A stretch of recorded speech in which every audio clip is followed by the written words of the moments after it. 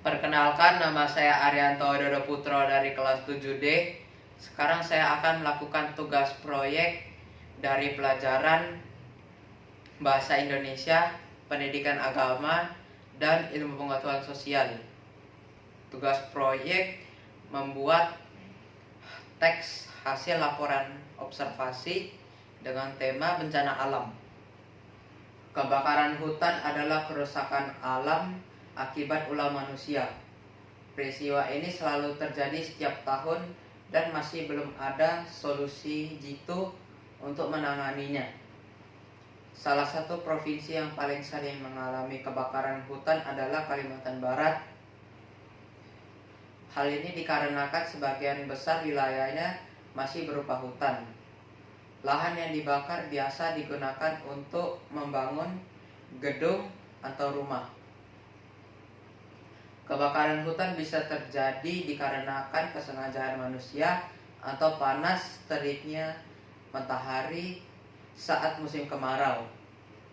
Dampak dari kebakaran hutan bagi lingkungan adalah hilangnya habitat hewan.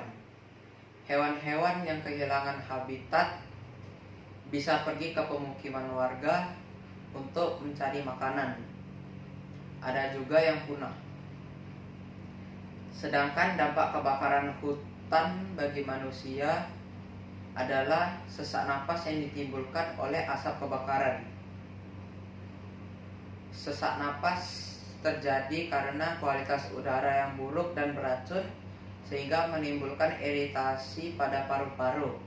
Akibatnya otot saluran pernafasan menyempit serta produksi dahak yang meningkat.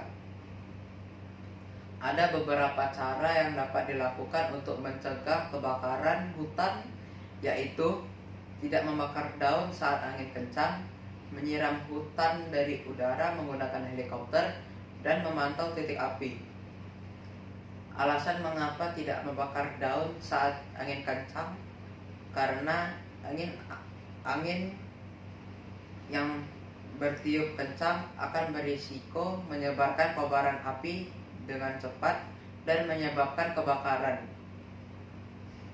Sedangkan menyiram hutan dengan helikopter bisa mencegah kebakaran daun yang terbakar akibat sinar atau panas matahari yang panas sehingga membakar dedaunan. Memantau titik api juga sangat penting karena bisa memetakan apakah ada kebakaran atau tidak di suatu wilayah.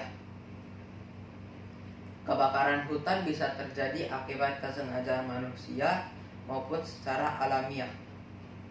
Dampak yang ditimbulkan akibat kebakaran hutan juga berbahaya, tidak hanya manusia tetapi lingkungan sekitar.